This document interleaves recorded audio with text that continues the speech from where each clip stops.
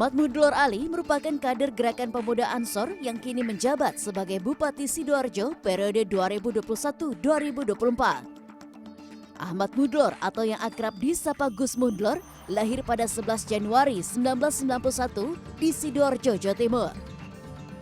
Gus Mudlor merupakan anak keenam dari tokoh Nahdlatul Ulama sekaligus pengasuh Ponpes Bumi Sholawat Sidoarjo, Kiai Haji Agus Ali Masyuri atau Gus Ali. Lalu seperti apa Bupati muda ini memimpin Sidoarjo dan bagaimana suara NU diperebutkan dalam pemilu 2024? Gus ini seperti apa bisa meyakinkan masyarakat bahwa pemimpin muda ini bisa memimpin loh seperti itu? Meyakinkan itu bukan dengan cukup kata-kata, bukan hanya dengan janji manis, bukan hanya dengan retorika. Tetapi saya yakin untuk hari ini 2 tahun kita kerja, walaupun waktu itu kita dipandang sebelah mata umurnya baru 29 tahun, tapi waktu sudah menjawab, kita sudah memberikan bukti, masyarakat sudah menilai. Tinggal kemudian kita lihat ke depannya seperti apa. Yang jelas bahwa kontestasi politik itu juga harus dibarengi dengan implementasi janji sekaligus cakap atau enggak. Bukan ditentukan umurnya, tapi punya kapasitas enggak, punya kecepatan enggak, punya leadership yang kuat atau enggak. Oke, menarik. Kayaknya pengen lihat langsung seperti apa cara memimpin Gus Mudlor. Kita sudah ada di kantornya nih Gus ya. Udah lama nih katanya Gus ya kantornya? Kantornya tahun 71 dibangun, tapi secara umum karena kami pemimpin punya style masing-masing, kami lebih banyak melakukan kegiatan justru di lapangan dan di kantor justru lebih sedikit, termasuk ini diikuti oleh ASN-ASN yang lain. Jadi ASN-ASN terutama yang pelayanan lebih banyak untuk jemput bola ke bawah, untuk bertemu langsung dengan masyarakat, terutama yang pelayanan ya. Begitu juga kami sering sekali lebih banyak turun di lapangan dibanding kemudian di kantor. Oke, berarti memang lebih banyak action gitu ya. Yeah. Lebih itu dibanding birokrasi di dalam kantor seperti Yeah. itu. Nah, ini menarik sih Gus, tadi saya melihat Gus ngantor pakai sarung gitu kan. Dan ini bisa dilihat di kantor juga pakai sarung. Ini gimana nih Gus, menarik pemandangannya? Ini hari Senin, hari Selasa wajib pakai sarung, terutama yang untuk laki-laki, yang perempuan pakai baju putih muslimah dalam rangka menghormati Hari Santri tanggal 22 Oktober hari ini. Oke, jadi bisa dilihat nih menarik. Nuansanya putih, kemudian juga pakai sarung. Dan boleh tanya langsung ya Gus, seperti apa nih teman-teman di sini melihat sosok Bapak Bupati dengan Bapak siapa? Ya, Pak Heru. Sudah berapa lama Pak kerja sini? Sekitar 14 tahun. Wah, berarti ini udah lama ya Gus ya. Oh, ini pasti lebih tua dari saya. Lebih tua dari, nah punya lebih tua dari Gus, ini menarik. Gimana nih melihat sosok pemimpin di Sidoarjo seorang Gus Mudlor? Ya, sangat hebat. Bisa memberikan kesejahteraan bagi masyarakat, khususnya masyarakat di Sidoarjo. Jalan-jalan bagus, pembangunannya merata, terus khususnya sosial itu pembagiannya sangat mengena di masyarakat. Nanti pakai helm, ini bahaya. Makasih Mbak. Gus, ini menarik, sampai terharu, kayak mungkin merasakan Bapak kali ya dari beberapa rezim pemimpinan sampai akhirnya dipimpin oleh milenial lah, bisa dikatakan seperti itu. Bagaimana cara Gus Mudlor ini beradaptasi untuk bisa istilahnya mengelaborasi antara birokrasi dan juga stakeholder agar bisa meyakinkan masyarakat dengan kepemimpinan yang muda ini? Yang pertama, perubahan itu tidak bisa langsung 100% dulu. Bupati saja itu tidak cukup. Bupati yang baik belum bisa mengantarkan kabupaten untuk maju. Harus juga disokong camat yang kuat, kades yang kuat, aparatur pemerintahan yang kuat. Jadi bullshit kalau kemudian ada bupati ngomong dia sendiri yang baik, semuanya enggak, dan kabupaten maju karena dia. Jadi kabupaten ini bisa maju sekarang pasti karena beliau-beliau semua warganya, termasuk kabupaten juga berproses hari ini. Awal kami dilantik ada beberapa program yang hybrid, antara pemerintahan juga jalan dan mengajak masyarakat ikut ambil kontribusi. Tetapi besok tahun 2024 hybrid ini sudah kita tinggalkan. Jadi kalau pemerintahan yang lalu mungkin bahwa pemerintah sebagai pemain utama, tahun 2022 kita sudah bergeser hybrid, pemerintah separuh, masyarakat separuh. Maka tahun 2024 kita lagi gencar, mungkin setelah penggedokan anggaran 2024 ini kita mau geser ke namanya self-governing community.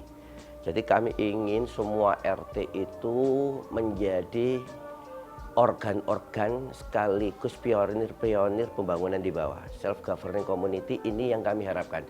Karena apa? Sekuat-kuat bupati membangun misalkan masalah sampah, tapi kalau masyarakat di bawah abai, tidak ada pemilahan dan sebagainya, pasti. Untuk sistem hybrid kemarin kita sudah 1 bulan menghemat penggunaan di TPA, pengiriman di TPA 400 sampai 600 ton. Nah, harapan kami 60 sampai 120 ton, kurang lebih segitulah. Tapi secara umum yang kami harapkan besok lebih lagi. Nah, ini untuk satu masalah. Artinya kita ingin mengharapkan partisipasi publik, jadi politik partisipatoris, mengajak masyarakat untuk ikut membangun, namanya pakai self-governing community. Dan ini mulai dari lingkup paling bawah di pemerintahan kabupaten, yakni berupa RT sama RW. Oke.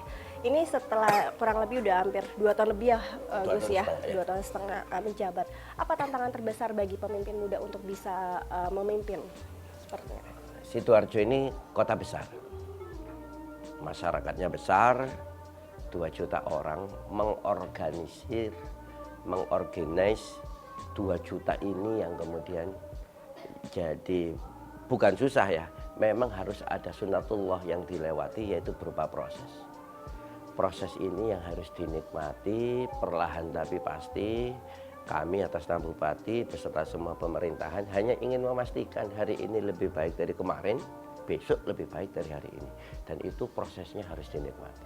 Yang terpenting sesuai dengan targetnya. Kalau target tahun ini sekian kilo, target hari ini yang UMKM naik kelas sekian ribu, sekian puluh ribu, nah itu yang harus dinikmati aja. Perlahan tapi pasti kita akan nyampai seperti apa yang dicita-citakan semua. Oke. Kalau boleh ada 3 kata yang menggambarkan sistem kepemimpinan dari Gus sendiri, apa Gus? Ya, bupati tidak siapa-siapa, bupati tidak terlalu bisa. Ya, yang penting bupati cinta sama warganya. Itu aja. Itu yang paling penting, cinta dengan warga, berarti cukup berempati dan juga banyak turun ke warga.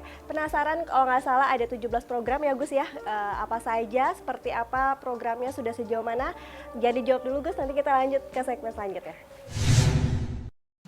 Pesan yang ingin kami sampaikan adalah jangan lihat dari umurnya, lihat dari leadership-nya, kapasitasnya, cakap atau enggak waktu memimpin atau sebagainya.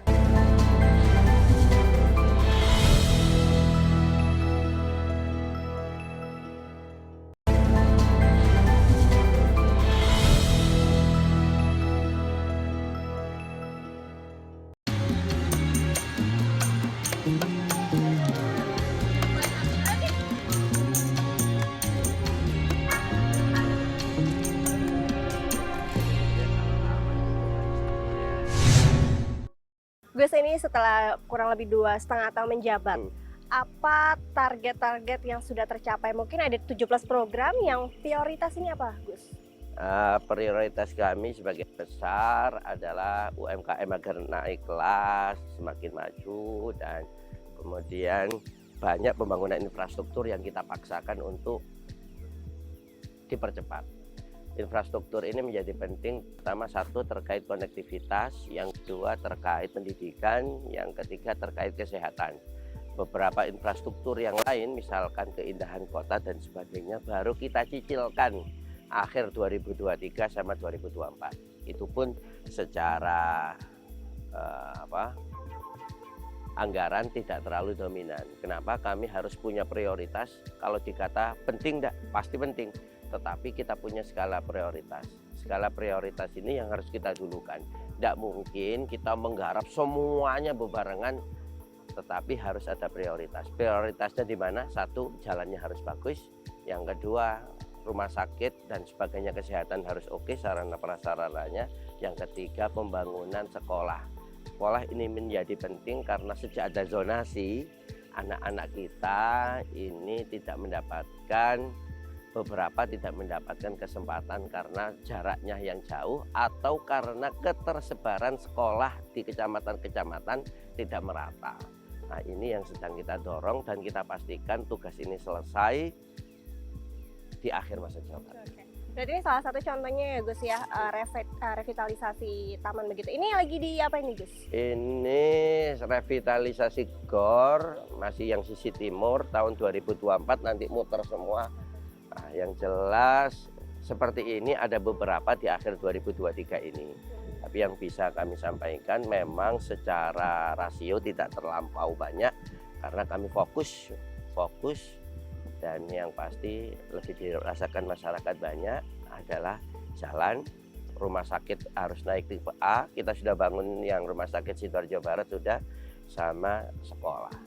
Kalau kebutuhan primer ini sudah oke, jalan dengan baik, mulai mengarah sedikit-sedikit kepada isu-isu sekunder. Yang jelas kita tidak bisa dibandingkan apple to apple dengan Surabaya, karena Surabaya secara umum tugas-tugas primernya sudah selesai, sedangkan kita masih belum. Nah, ini yang kemudian harus dipahami masyarakat. Yang penting prosesnya dinikmati, karena proses itu sunnatullah dan ya tidak ada yang kemudian hanya instan dengan hanya membalikkan telapak tangan jadi dan sebagainya. Oke, menarik Gus. Ini berarti ada rumah sakit tipe A. Berarti untuk sekelas kabupaten bisa dikatakan Sidoarjo ini pertama. Seperti apa progresnya? Sekarang tinggal jawaban dari Menkes dan dalam tanda kutip kemarin sudah ada kunjungan, tinggal memperbaiki beberapa. Secara umum mungkin dalam beberapa bulan ini sudah jadi kita bisa melangkah ke tipe A. Tipe A Sidoarjo ini akan jadi satu-satunya se-Indonesia kelas kabupaten dan kota yang punya rumah sakit tipe A. Dan kami juga sudah membuat satu rancangan, bukan hanya kita punya tipe A, tapi rumah sakit yang Sidoarjo Barat yang dibangun nanti naik tipe B dan kita bangun di 6 kawedanan yang lain rumah sakit tipe D.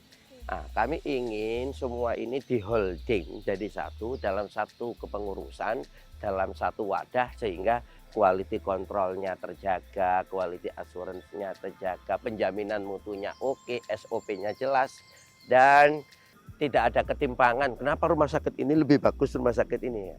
Karena yang ngelola sama. Gus, ini menarik Gus. Ini kan juga kalau kita lihat banyak kalau pemimpin-pemimpin daerah itu juga banyak konflik antara wilayah segala macam. Kalau saya melihat kan sebagai pemimpin muda, apakah juga ini kalau bisa dibilang Gresik, Sidoarjo ini muda-muda nih? Apakah koordinasinya lebih mudah atau jangan-jangan juga suka guyon punya grup WhatsApp yang sama? Seperti apa sih Gus situasinya? Aglomerasi Sidoarjo Surabaya Gresik ini bukan hanya kedekatan secara wilayah saja, secara batin dekat karena posisi adik. Nah, Gresik ini masih adik ipar saya. Dari Surabaya ini seperti kakak saya sendiri dan semuanya ini saya bersyukur dan mungkin disyukuri oleh semua warga ketiga kabupaten bahwa hubungan tiga kabupaten ini baik sehingga aglomerasi ini menjadi aglomerasi seutuhnya. Pembangunan bisa menyeluruh, pembangunan bisa berkesinambungan, dan kalau ada kendala yang menyangkut masalah antar wilayah, ini bisa diselesaikan jauh lebih cepat dibanding rapat-rapat yang biasa dilakukan oleh teman-teman.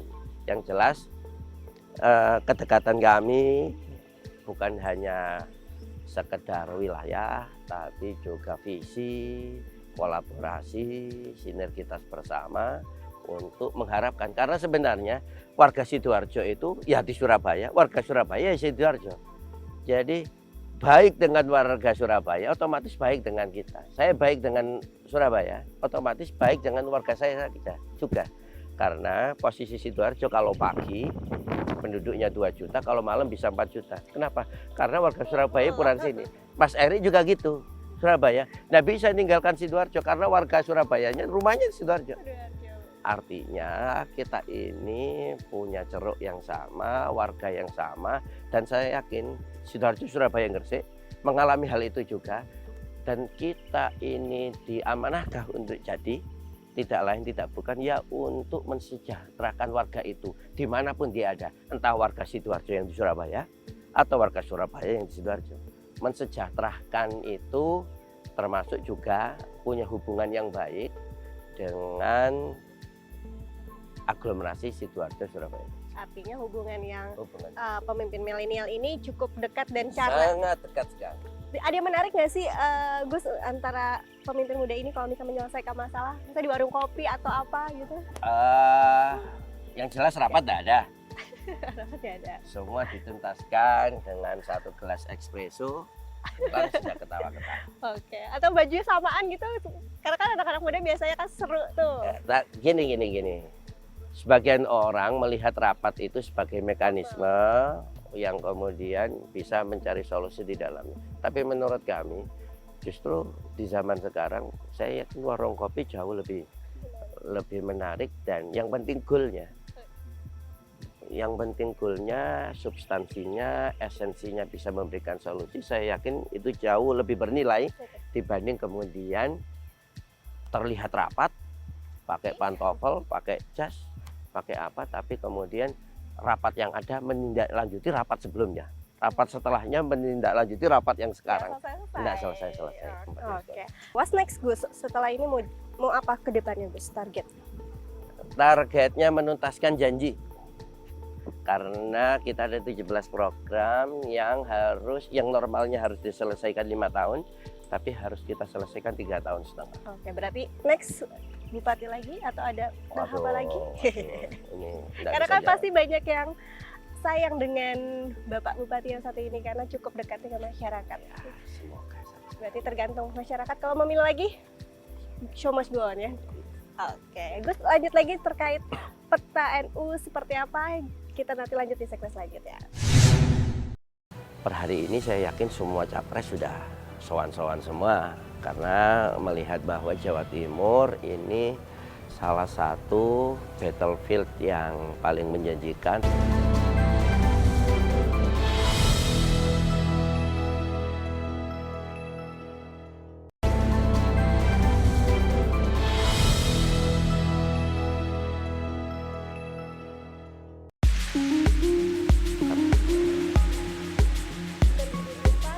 Bahwa Jawa Timur ini malal yatimul wajib illa bihi fawwal wajib. Gus, ini menarik menjelang pemilu 2024. Suara NU adalah salah satu suara yang diperebutkan banyak capres. Apakah capres-capres yang sudah ada ini juga sudah terlihat sowan-sowan ke sini, ke Jatim? Apalagi kan Gus adalah salah satu anak dari tokoh NU yang cukup terkenal dan banyak pengaruh di sini. Nah, ini yang harus kami berikan klarifikasi. Kiai itu pengayom. Bukan capres pun, dia punya kewajiban untuk memuliakan tamunya. Jadi Rasul itu sudah bilang bahwa tidak bisa masuk orang itu ke surga kalau tua, nggak baik sama tetangga, nggak baik sama tamu. Konsekuensinya simpel, pemabuk pun pasti diterima, pembunuh pun pasti diterima saat bertamu, apalagi kemudian capres. Jadi jangan kemudian mentafsiri bahwa ketika ada politisi masuk ke kiai dan sebagainya itu sebagai agenda politik dan kiainya juga berpolitik. Ini nanti jadi salah semuanya. Jadi pertama pasti beliau semua, entah siapapun termasuk bapak saya mungkin ya, entah siapapun posisinya pasti harus menghormati tamu. Perkara nanti itu adalah agenda politik, ya dikembalikan kepada yang kemudian punya kepentingan. Tapi secara umum kiai-kiai dari awal punya kewajiban untuk sebagai pengayom dan menerima tamu itu karena kewajiban tuntunan agama mengajarkannya. Per hari ini saya yakin semua capres sudah sowan-sowan semua, karena melihat bahwa Jawa Timur ini salah satu battlefield yang paling menjanjikan, termasuk salah satu provinsi dengan jumlah penduduk yang sangat tinggi dan mayoritas kulturnya adalah NU. Bicara NU tidak bisa dilepaskan dari kiai, maka punya komunikasi dengan kiai yang baik juga saya yakin punya efek yang hampir sama untuk mengambil hati para pemilihnya. Jadi secara umum ini wajar, tetapi kami ingin menggarisbawahi bahwa kiai itu bukan menerima politisinya, tapi menerima tamu siapapun itu. Oke. Lalu seperti apa pandangan dari seorang Gus Mudlor ini melihat politik di Indonesia, atau politik itu di mata Gus itu seperti apa? Politik itu adalah jalan pintas yang baik untuk memastikan bahwa masyarakat ini berlangsung dengan baik, kegiatan keagamaan berlangsung dengan baik, kegiatan sosial masyarakat berlangsung baik, dan semuanya berlangsung dengan baik. Sebagai kader NU juga penting kami menyampaikan bahwa sektor informal lewat dakwah, pesantren dan sebagainya juga harus terjaga. Dari sektor formal dengan tanda tangan, dengan kewenangan, dengan kekuasaan, dengan legitimasi pemerintahan, ini juga menjadi faktor yang harus tidak bisa dilepaskan. Maka berjalan dua hal antara ulama dan umarok dalam rangka kemaslahatan masyarakat, itu satu hal wajib yang harus dieksekusi. Kalau bahasanya kaidah, malal yatimul wajib illa bihi fawal wajib. Kalau kemudian kemaslahatan gerak Islam, agama dan sebagainya ini tidak bisa aktif atau berlangsung baik tanpa ada pemerintahan, maka pemerintahan itu menjadi wajib untuk juga kita masuki sebagai ladang dakwah kita semua. Jadi kalau lihat politik itu jadi apa? Politik itu bisa jadi ladang dakwah yang baik, ladang ibadah yang baik bagi kita semua. Oke. Kalau politisi itu memang harus dipilih atau diarahkan, seperti apa sih sebenarnya? Kalau menurut saya pribadi, jabatan itu tidak boleh diminta. Jabatan itu tidak boleh kita yang meminta, kita yang berbicara, kita yang mendorong diri kita. Misalkan, pilihlah saya jadi bupati, itu tidak boleh. Karena jabatan itu amanah, amanah itu diminta oleh warga. Jadi kalau saya kok kemudian jadi bupati, bukan karena saya minta jadi bupati, karena penugasan. Kalau ada di sisi lain petugas partai, ada petugas apa, mungkin saya ini petugas mungkin juga dari sektor ormas dan sebagainya, termasuk juga petugas dari rakyat agar kemudian memastikan kemaslahatan di Kabupaten Sidoarjo. Yang kami ingin garis bawahi adalah jabatan itu tidak boleh diminta, jabatan itu tidak boleh dicita-citakan, karena kalau jabatan itu diminta, feeling saya bantuan Allah yang katanya min haitsu la yahtasib itu tidak pernah ada. Kami sudah mengalami beberapa pelajaran hidup. Kalau diminta, dunia itu kalau dikejar lari. Tapi kalau kita kemudian termasuk jabatannya, pasti akan kesoro-soro bahasanya wong Jawa.